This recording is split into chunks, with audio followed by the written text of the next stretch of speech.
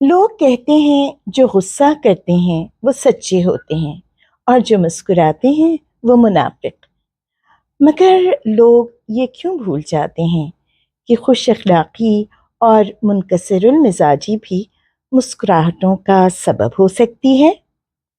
ہمارے رسول پاک صلی اللہ علیہ وسلم بھی تو تبسم فرماتے تھے، اور لوگ یہ بات بھی نظر انداز کر دیتے ہیں کہ غصے کا اظہار تو تکبر کا باعث اور بہت سی برائیوں کی جڑ بھی ہوتا ہے، جس سے ہمیں منع فرمایا گیا ہے۔ غصہ ایک ایسا جذبہ ہے جس سے اللہ رب العزت نے ہمیں نواز کر اس پر قابو پانے اور اس کا صحیح استعمال کر کے حق اور سچ کو قائم کرنے کا سبب بنایا ہے۔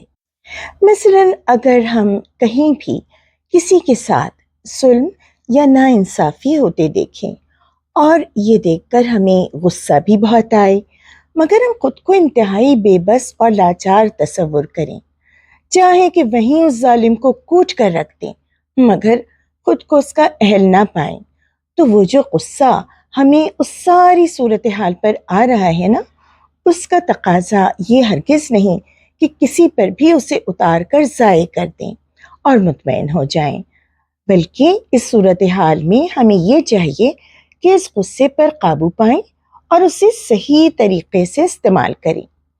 جب یہ ہمارے اندر جمع ہوگا تو ہمیں انرجی یعنی قوت عطا کرے گا۔ اسی کو طاقت بنا کر ہم اس ظلم اور ناانصافی کے خلاف کھڑے ہو سکیں گے اور مظلوم کو بھی اس کا حق دلا سکیں گے۔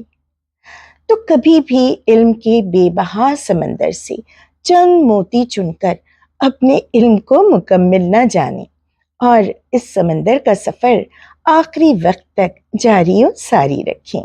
سلام خیر۔